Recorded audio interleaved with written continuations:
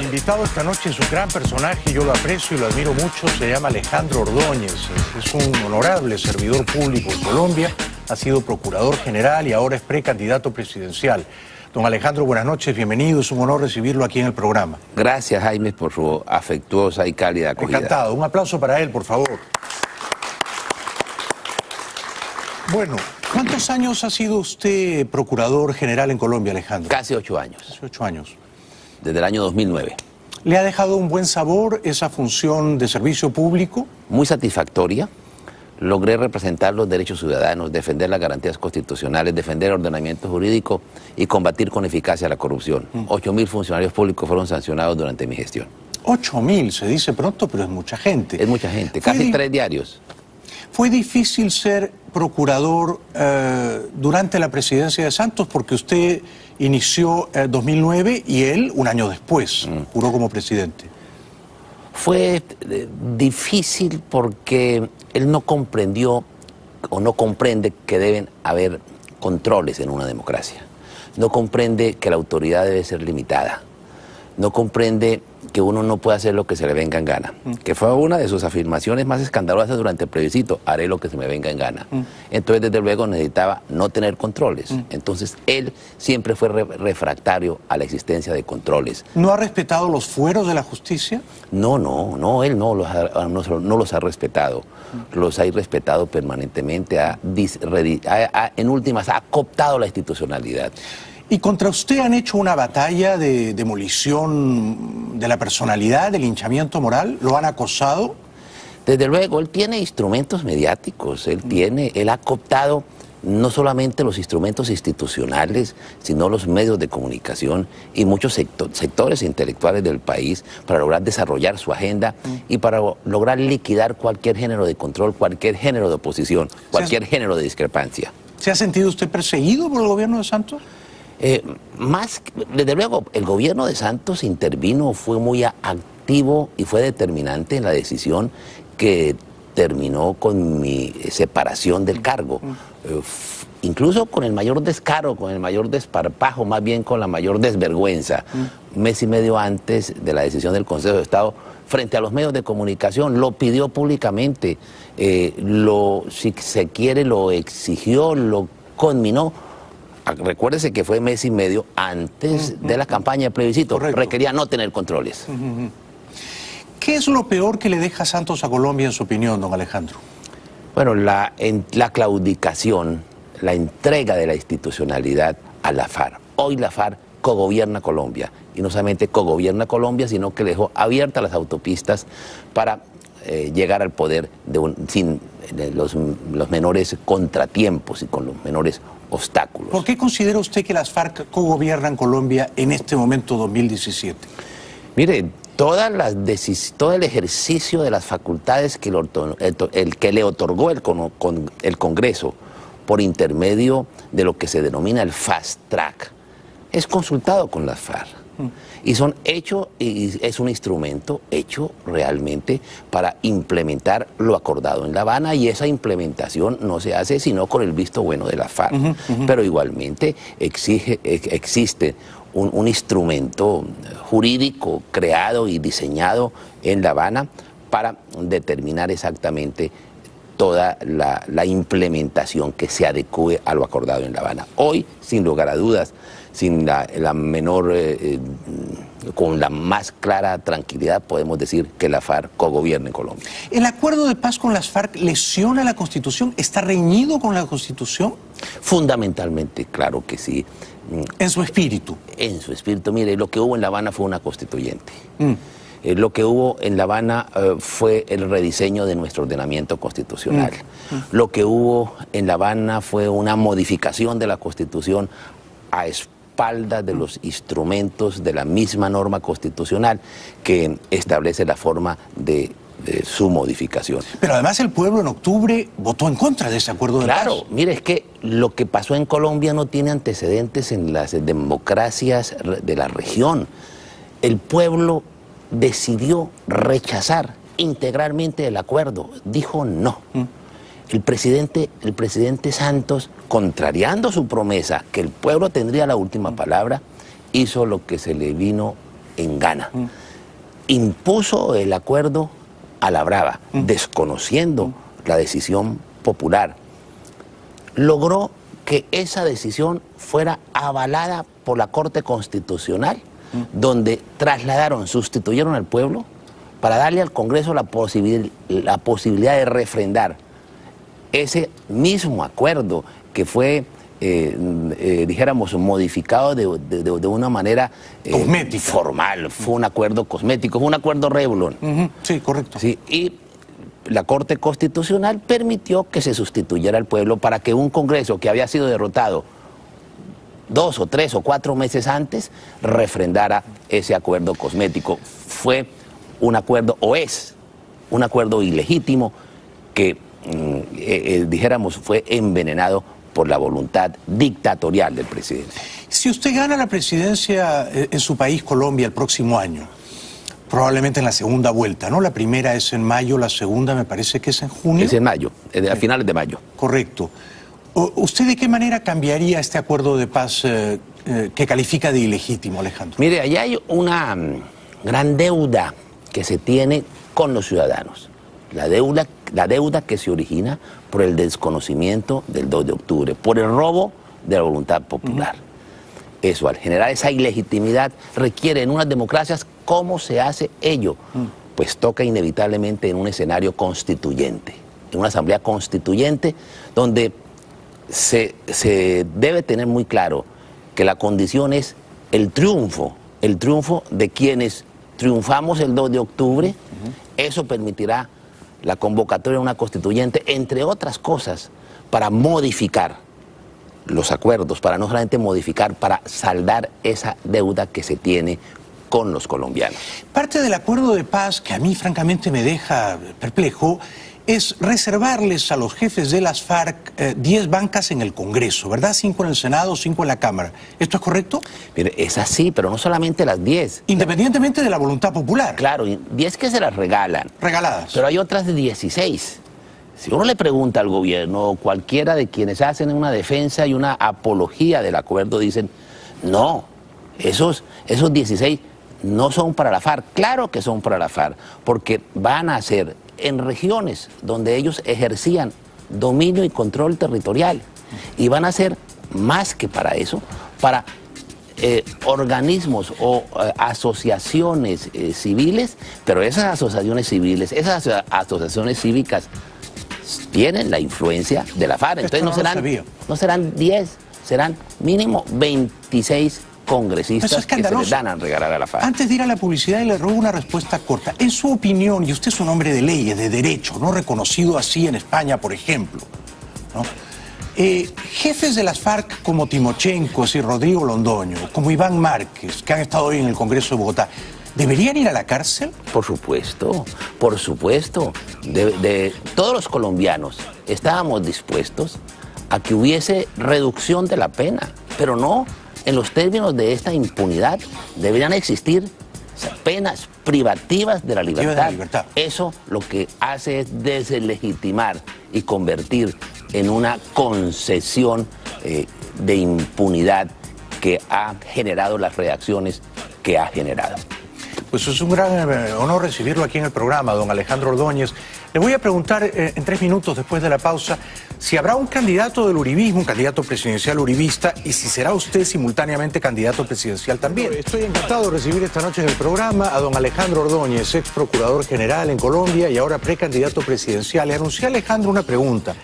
Usted va a inscribir su candidatura, entiendo que está recolectando firmas alrededor del mes de enero, pero al mismo tiempo el partido del expresidente Uribe, el Centro Democrático, entiendo que va a inscribir también la candidatura presidencial de alguien que elija el presidente Uribe. ¿Esto es así? Mire, lo razonable, lo prudente, lo patriótico será que la convergencia victoriosa del 2 de octubre escoja un solo candidato para mayo del año entrante, para la primera vuelta. Yo aspiro y espero y quiero que haya unas reglas de juego que sean incluyentes, que sean razonables y que respeten el espíritu del 2 de octubre. Es decir, Colombia le dijo no al castrochavismo. Pero si Uribe dice hagamos unas primarias en el Centro Democrático, ¿usted quisiera participar? ¿Se avendría a participar? No. ¿Por qué? No, porque nosotros ya hemos, junto con el doctor David Name, hemos iniciado la recolección de firmas. Aspiramos a llegar a 400,000, la exigencia legal son 400,000 firmas, un poquito menos. Aspiramos a llegar con 2 millones de firmas. Y aspiramos a que todo este sector victorioso, la Colombia creyente, la Reserva Activa de la Fuerza Pública, las bases de los diferentes partidos, incluido el Conservador y otros partidos, el Centro Democrático, señale y esté conforme con esta opción. O sea, que usted quiere ser el candidato del uribismo, pero no solo del uribismo. Sí, de la coalición victoriosa, del 2 de octubre, donde está el Centro Democrático, donde está el uribismo y está en las bases conservadoras y están muchas otras organizaciones sociales de víctimas y muchas organizaciones del país. ¿Se puede entender usted con el Partido Conservador? Tengo buenas relaciones con las bases conservadoras, y yo espero que esas bases estén y el mismo partido esté apoyándome en el ejercicio y aspiración presidencial. ¿Cuál cree que va a ser su adversario más formidable? ¿Vargas Lleras, Fajardo, Petro? Mira, la izquierda tiene varios candidatos. Tiene una izquierda stalinista, sectaria. ¿Que la encabeza o personifica quién? Gustavo Petro. Petro. Tiene una izquierda light, que sostiene lo mismo, pero con una mejor envoltura, que es el gobernador de Antioquia, sí, el señor doctor Fajardo. Tiene los otros dos candidatos del establecimiento, el negociador, el doctor de la calle, y el doctor Vargas Lleras, porque el doctor Vargas Lleras va a terminar siendo el mejor candidato de presidente. Pero son Santos. Ambos candidatos oficialistas, ¿no? Y da la impresión de que Colombia quiere un cambio. Claro, eso hay una gran claridad, hay una gran decisión, hay una gran efervescencia. Colombia quiere dar un timonazo. ¿Por qué en 20, 30 segundos, dígame, por qué quiere usted ser presidente de Colombia? Porque es necesario defender unos principios, defender unos valores, tener el carácter necesario para dar ese timonazo y tener la claridad suficiente para implementar, primero para construir una barrera contra el socialismo del siglo XXI y para rehacer al país, para rescatar el país, para rescatar la institucionalidad, para rescatar el futuro, para lanzar a Colombia a la grandeza. ¿Por qué Santos sacrificó los principios? ¿En aras de qué?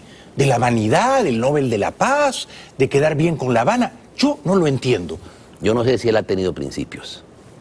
Esa es mi duda. Pero cuando era uribista, sus principios no eran los del uribismo. Fue una estrategia para poder llegar al poder. Era una impostura. Fue el gran impostor. El gran fraude electoral fue que se eligió a un presidente Santos con unas ideas y gobernó con otras, pero eso fue una estrategia. Yo estoy creyendo, hoy tengo la certeza moral de que él nunca tuvo estos principios, fue intereses, y esos intereses los desarrolló de la manera que conocemos. Ahora, don Alejandro, usted mencionó el socialismo del siglo XXI, ¿no? En Venezuela hay una dictadura, estamos de acuerdo, ¿no? Hay una dictadura narcotraficante, genocida, ¿no? Monitoreada, por supuesto, desde La Habana, ¿no? Ahora, ¿hay el riesgo de que ese fenómeno se extienda a su país, Colombia? Pero por supuesto, hay una amenaza continental. Hay una amenaza continental y por eso la defensa de la democracia continental.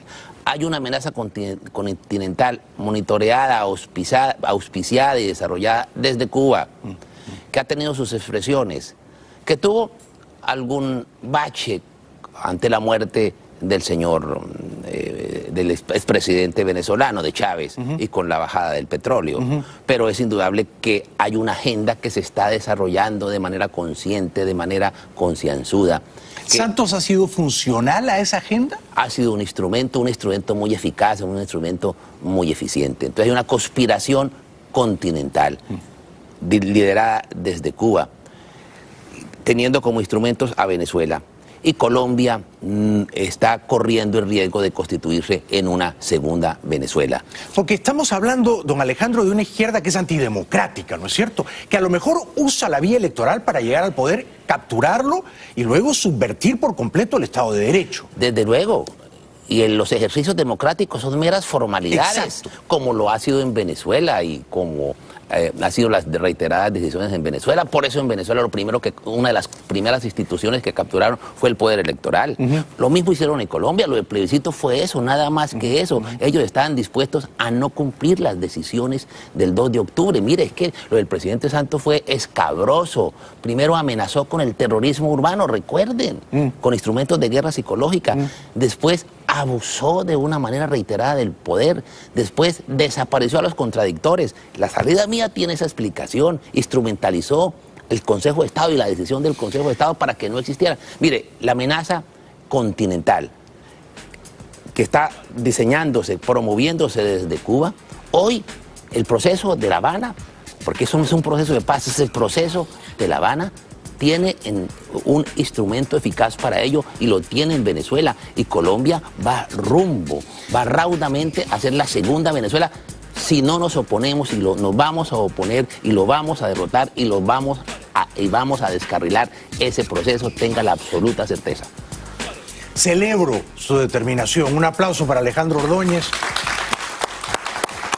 No podemos permitir, don Alejandro, yo soy un colombiano de corazón, no podemos permitir que la izquierda chavista, antidemocrática, castrista, capture el poder por la vía electoral en Colombia. No se puede permitir. Y nos tienen un cuento chino que muchos han creído, incluso nuestra clase dirigente, que es una clase dirigente empresarial y económica y financiera vergonzosa, que renunciaron a sus principios para proteger sus intereses, y pretenden convencer a muchos de los sectores políticos que esto es inevitable, que esto es pétreo, que esto es inamovible, que no se puede hacer nada. No, eso no tiene ningún blindaje, no resiste un caucherazo constituyente, tiene un blindaje grado 2.